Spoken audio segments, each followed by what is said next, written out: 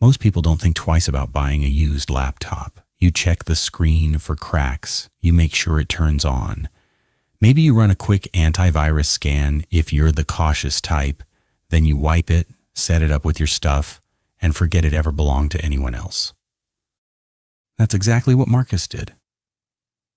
And for 6 months, everything was fine.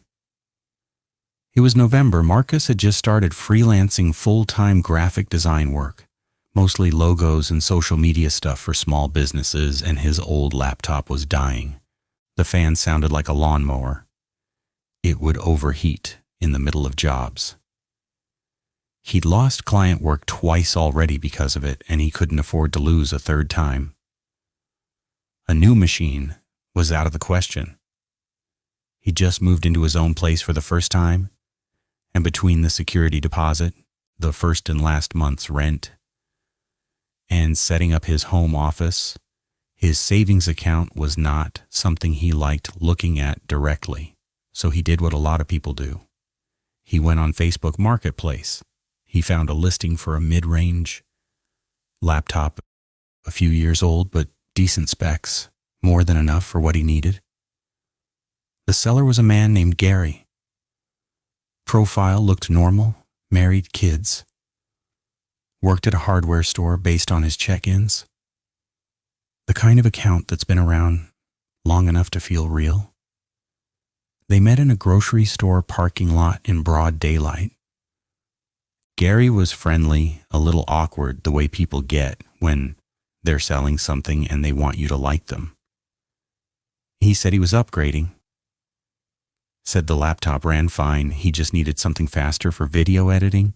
Marcus paid $250 in cash. Gary shook his hand and drove away. When Marcus got home, he did a full factory reset, installed his software, and got to work.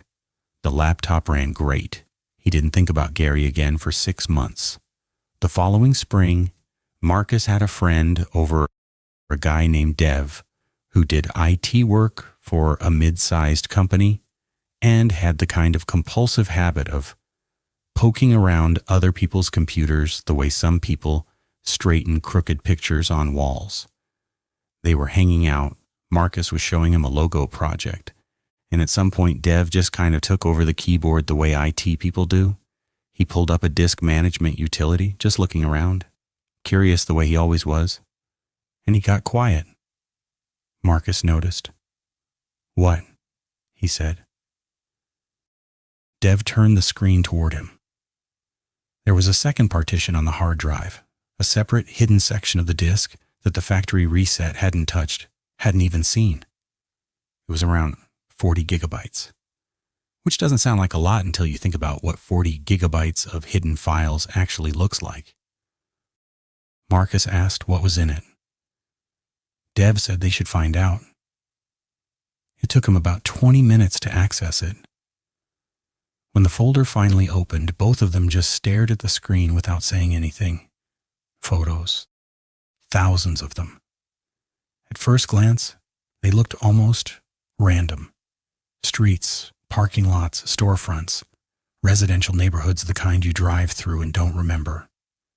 But the longer Marcus looked, the more a structure started to emerge. These weren't random places.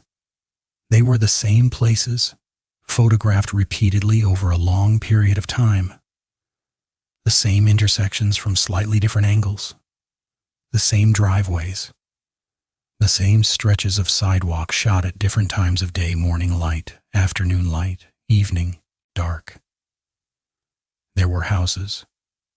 Lots of houses. Always from outside, always from a distance that suggested the photographer was either in a car or standing somewhere they wouldn't be noticed. The same houses kept reappearing across hundreds of images, like someone was documenting them, cataloging them. And then Marcus saw the people. Not in every photo, but enough. People getting into cars, people walking out of front doors, kids waiting at the end of driveways, the unmistakable posture of children waiting for a school bus, backpacks on, looking up the road. Dev said, very carefully, that the photos were geotagged, which means every single one of them had the exact location embedded in the metadata, the precise coordinates of where each image was taken. They were all within a 5-mile radius. Marcus pulled up a map, dropped the first pin.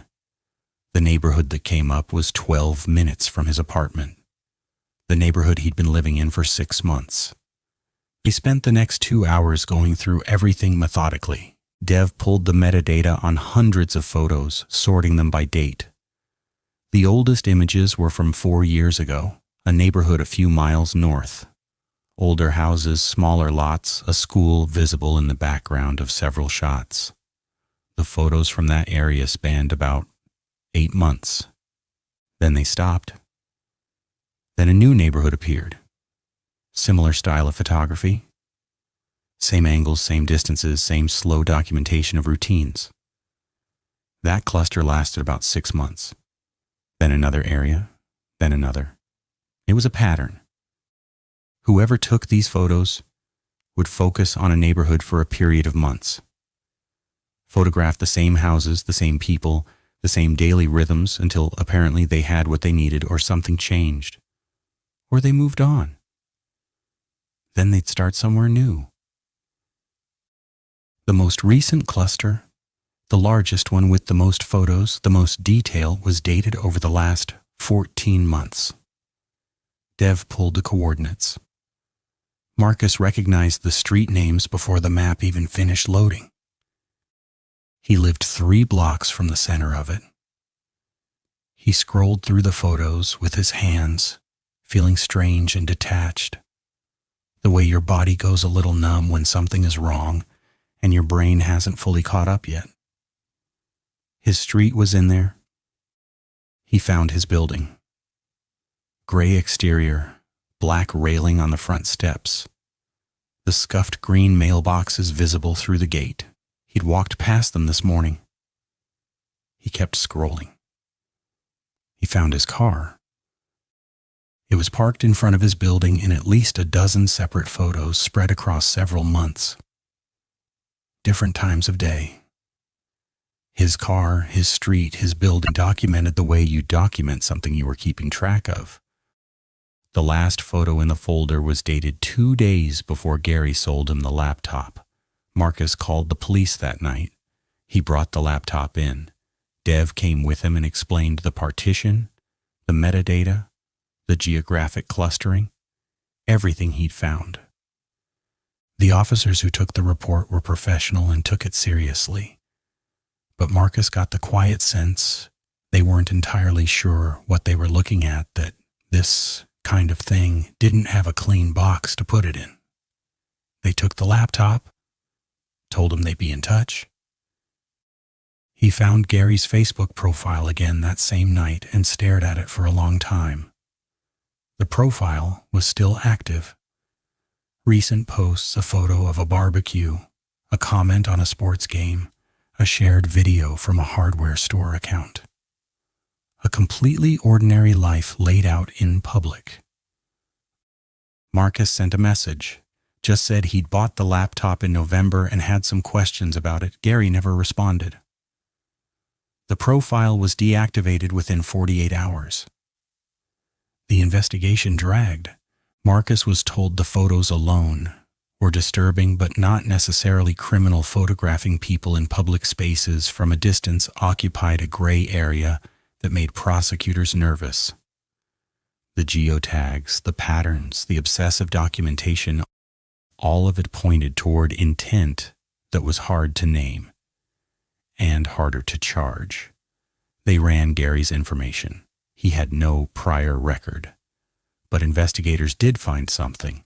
A woman who lived in the first neighborhood, the one from 4 years ago, the oldest cluster of photos, had filed a stalking complaint around the time those images ended. The man she'd reported had driven a dark sedan. She'd never gotten a plate. The case had gone cold. Whether or not that man was Gary was something Marcus was never given a clear answer on. He moved out of his apartment 4 months after finding the photos. He'd told himself it wasn't because of this, that he'd been planning to move anyway, that the commute was bad, that it was just time. But he started noticing cars he didn't recognize, started looking at people in parking lots differently, started paying attention in the way that once you start is very hard to stop. He still doesn't buy used electronics. Here's the thing that stays with me about this story. Gary didn't hide anything on that laptop because he forgot it was there. A 40 gigabyte hidden partition doesn't happen by accident. He knew exactly what was on that drive. He either trusted that a factory reset would cover it, and for most buyers it would have, or he made a mistake in a long series of very careful choices. What makes this so unsettling isn't the photos themselves. It's the patience behind them. Years of this. Neighborhood by neighborhood, house by house. The slow, methodical accumulation of information about people who were just living their lives. Someone put in that kind of effort. And in most cases, in the cases where nobody buys your old laptop, or the person who does isn't friends with a curious IT guy, nobody ever finds out. If this story kept you up, consider checking the storage on any used device you've purchased. A factory reset clears what's visible. It doesn't always clear everything. I want to start by saying that I almost didn't go. That detail matters to me now more than it probably should. I think about it a lot, the version of that Tuesday where I just said no thanks and hung up the phone and went back to whatever I was doing. I think about her growing up in that version. I think about how I'd never know what I almost walked into, but I did go. And now I know. So let me back up. My daughter Mara was 7 at the time, 2nd grade. She went to Ellsworth Elementary, which was about a 12-minute drive from our house. 15 if you hit the light on Carver twice, which you almost always did. I'd been doing pickups since she started kindergarten. Same routine every day. I'd leave work at 2:45, get there by 3, park in the second row, because the first row always filled up with the daycare parents who got there absurdly early and wait for her class to come out the side door by the gym. We'd been doing that for 2.5 years. She knew the routine. I knew the routine.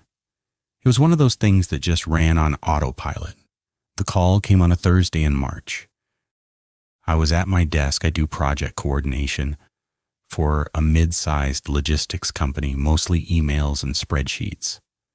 The kind of job that sounds dull because it is, and my cell rang with a number I didn't recognize. Local area code. I almost let it go to voicemail, but something made me pick up. The woman on the other end said she was calling from Ellsworth Elementary. Her name was Mrs. Delaney. She said, and I remember this clearly, "I'm calling about Mara. She's fine, but we had a situation with pickup today and I wanted to reach you directly." My stomach dropped the way it only does when someone says she's fine before telling you why they're calling, because that ordering means something happened first. I asked what was going on. Mrs. Delaney explained that a woman had been in the pickup line, not in a car, on foot, standing near the edge of the parking lot by the gym door, and she had been calling Mara's name. My mouth went dry. She said one of the parent volunteers noticed because the woman wasn't holding a sign or a folder. The school used a pickup sign system where each family had a numbered placard you held up, and she was just standing there at the edge of the lot, not in the parent line, calling Mara's name in a normal conversational voice, like she knew her, like she was just trying to get her attention across a crowd. The volunteer, a woman named Sandra, who I had met exactly once at a fall fundraiser, had the instinct to step between this woman and the kids before anything happened. She asked if the woman was a parent. The woman said she was a family friend picking Mara up for the day. Sandra asked for her placard number. The woman said she didn't have one, but she could call the mom to confirm. Sandra said she'd need to go inside with her to verify with the office before any child went anywhere. The woman said that was fine.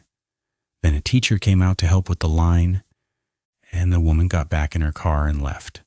Sandra had written down the partial plate. I was already grabbing my keys before Mrs. Delaney finished talking. She said Mara was in the office. She was fine. She'd been told there was a mix-up with pickup, and she wasn't scared, just confused. She said I should come in when I could, and they'd file a report with the district safety coordinator. The drive over was 12 minutes, felt like 3. I don't remember most of it. Mara was sitting in the office on one of those plastic chairs with a juice box and a worksheet she'd been given to keep her busy. When she saw me, she didn't cry or run to me. She just looked up and said, "Did you forget?" in this matter-of-fact way that made my chest hurt. I told her I didn't forget. I told her there was just a mix-up. While she finished her juice box in the front office, I sat with Mrs. Delaney and the vice principal, a tired-looking man named Mr. Osei, who I'd only ever seen at school events, and they walked me through what had happened again in more detail. The woman had arrived about 10 minutes before dismissal. Not unusual. Parents do that. They park and wait. But she'd parked on the street instead of in the lot, which the vice principal noted wasn't strictly prohibited but was unusual. She walked to the edge of the lot, which is separated from the street by a low, decorative fence. Basically just a visual boundary, nothing you couldn't step over. She was described as white, mid-40s, medium build, wearing a gray jacket, brown hair pulled back. She looked, in Sandra's words, completely normal, not agitated, not hurrying, just standing there, waiting the way any parent would. She called Mara's name twice. That's when Sandra noticed. Mr. Osei showed me Sandra's written account. It was 2 paragraphs in neat handwriting on a yellow legal pad. Near the bottom, Sandra had written, "The woman knew the child's name and seemed familiar with her. She did not appear nervous until I asked about the placard." I read that line a few times. I asked how she could have known Mara's name. Mr. Osei said they didn't know. He said it was possible she'd overheard it, possible she'd seen the pickup signs. Yeah, parents hold them up with their numbers, not their children's names. So that wasn't it, or possible she knew Mara from somewhere else. He said the most important thing was that Sandra had intervened and Mara was safe. He was being professional. He was also being careful not to say the thing we were both thinking, which was that someone had specifically shown up for my specific child. I asked about the plate. He slid a Post-it across the desk with Sandra's handwriting. Partial first 3 characters, 4KH. I took a photo of it. That night after Mara was in bed, I sat at the kitchen table with a glass of water I didn't drink and tried to think through who this woman could be. I'm not in contact with my ex-husband. We separated when Mara was 4, divorced when she was 5. It wasn't violent, just bad. The kind of slow erosion that ends quietly. He'd moved to Portland. We had a custody arrangement on paper that he'd essentially stopped honoring. He went from every other weekend to sporadic phone calls to near total absence. I hadn't heard from him in about 7 months. But he had a sister, Diane. I'd always found Diane a little hard to read. She was warm on the surface and watchful underneath. The kind of person where you're never sure if they like you or are just performing liking you. She'd sent Mara birthday cards. The first 2 years after the separation, then stopped. I didn't have a current number for her. I also thought about the women in my neighborhood I didn't know well. We'd moved into our house 8 months earlier. We'd come from an apartment about 20 minutes away. Longer commute, less space. Mara had loved the yard. I'd met maybe 4 of my neighbors, the couple to the left. An older man across the street who waved. A woman with 2 dogs who I'd talked to once about the recycling schedule. I didn't think any of them would do something like this. I also didn't know most of them. I called the non-emergency police line the next morning. They took a report. The officer I spoke to was pleasant and honest. He said without a full plate or surveillance footage, there wasn't much they could immediately do, but the report was on file, and if anything else happened, they'd have the documentation. He suggested I alert the school to add a note to Mara's file, requiring ID for any pickup that wasn't me or my designated emergency contact. I did that same day. My emergency contacts at the school were my mother and my coworker, Dana, 2 people I trusted completely. I had them updated so that anyone else, even someone claiming to be family, would need to provide written authorization for me in advance. The school also flagged Mara's file with a note about the incident. Mr. Osi called to tell me they'd sent an all-staff memo, reminding teachers and volunteers to follow the placard protocol strictly. That made me feel about 15% better. I started doing the pickup differently. I'd leave work earlier, get there by 2:40, and I'd park and walk to the gym door myself instead of waiting in the car line. I wanted to be physically present when her class came out. I told her teacher, Ms. Fontaine, what had happened. Ms. Fontaine had already heard from the office, but she thanked me for telling her directly. She said she'd make sure Mara only went to a verified adult. For about 2 weeks, nothing happened. I started letting myself relax slightly, not fully, just slightly. The way you do when the crisis seems to have passed, when you're not sure if it was even really a crisis or just a strange afternoon that scared you more than it needed to. Then the text started. The first one came on a Tuesday, unknown number. It just said, "Is she settling in okay?" I know the transition was hard. I stared at it for a long time. We had moved 8 months ago. Mara had gone through a short, rough patch. When she switched schools, she'd been at a different elementary, had to make new friends. She'd been fine within a month. But someone who knew us from before would know that. Someone who'd seen us during that period would know that. I didn't respond. I blocked the number. 4 days later, different number. She looks so much like you did at that age. I felt the floor shift under me a little. I blocked that one too and called the police. The same officer I'd spoken to before, a man named Hendricks, pulled up my file and added the texts. He said we were getting into a pattern now, which gave them more to work with. He asked if I had any idea who might have known me when I was young, who might be trying to re-enter my life. I said I didn't know. I said I'd grown up in this city, gone to school here, had a whole past here that I'd largely left behind. It could be anyone. He said that was what made these cases hard. The texts stopped. 2 more arrived over the following 10 days, and then nothing for 3 weeks. I started to question myself, not in a healthy way. I started wondering if I was overreacting. The texts were strange, but they were vague. She looks like you. What did that mean? Old friend? Distant relative?